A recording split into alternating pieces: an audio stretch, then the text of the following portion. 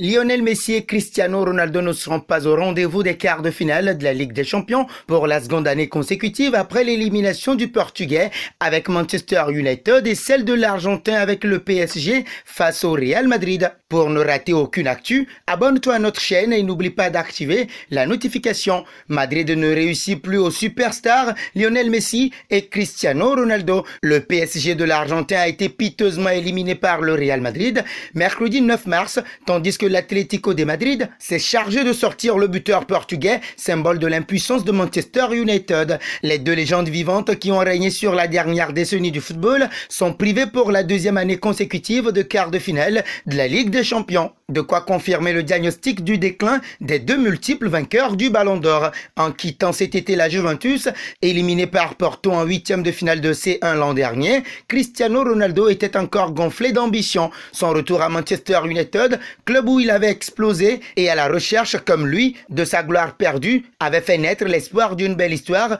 où équipe et joueurs auraient reconquis les sommets, main dans la main. L'élimination sans gloire contre l'Atlético, un 1-0-1 mardi et la situation très compliquée en championnat pour espérer rejouer la C1 l'an prochain rendent ce scénario caduque. Habitué à attirer la lumière, le Portugais de 37 ans devra aussi accepter d'attirer les critiques quand il se rate, comme mardi, même si ce serait vite oublié les prestations insipides, voire inquiétantes, d'autres titulaires comme Harry Maguire, Jadon Sancho ou encore Marcus Rashford et Paul Pogba en sortie de banc. Pour Messi, 34 ans aussi, 7 mois après une arrivée en grande pompe dans le club parisien, l'histoire a rapidement tourné à l'aigre, le septuple Ballon d'Or récoltant même des sifflets nourris dimanche au Parc, première sortie après l'élimination à Madrid. Nous méritons tous la colère des supporters, pas uniquement Messi et Neymar, a tenté de le défendre Mauricio Pochettino, mais les chiffres sont implacables. Ces 10 passes décisives en Ligue 1 ne masquent pas ces 2 buts, un total famélique pour celui qui a terminé Pichichi de Liga ces 5 dernières saisons. En C1, c'était un peu mieux, 5 buts, mais il n'a pas eu d'impact lors des 2 confrontations face au Real, ratant un penalty à l'aller qui a pesé très lourd au final.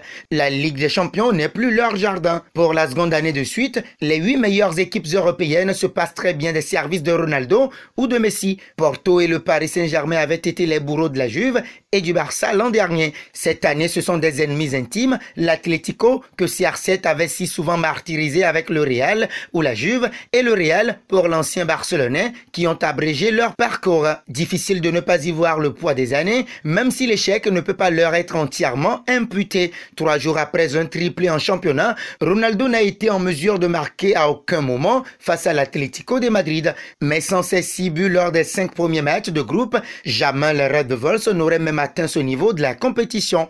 Quant à Messi, si son penalty raté à l'aller reste dans toutes les têtes, le scénario cataclysmique à Santiago Bernabéu est caractéristique d'un PSG bien plus réputé pour ses bides que pour ses exploits sur la scène européenne sous l'ère des Qataris. Depuis qu'il a remporté la prestigieuse Coupe d'Europe en 2015, Messi enchaînait lui aussi les sorties par la petite porte avec un Barça déclinant. Remontada subie contre Rome en 2018, Liverpool en 2019, une raclée monumentale face au Bayern Munich en 2020, 8-2, et une autre contre le PSG l'année suivante, 1-4. Leurs choix de carrière n'ont probablement pas été les plus judicieux. CR7 a opté pour un club qui en est à 5 ans sans trophée et Messi pour un autre qui n'a à son actif continental que la finale de 2020 dans une édition chamboulée par la pandémie de Covid. Le départ très probable de Kylian Mbappé en fin de contrat en juin risque de rebattre les cartes autour de Messi à Paris. L'Argentin n'aura plus l'excuse de l'intégration ou du coronavirus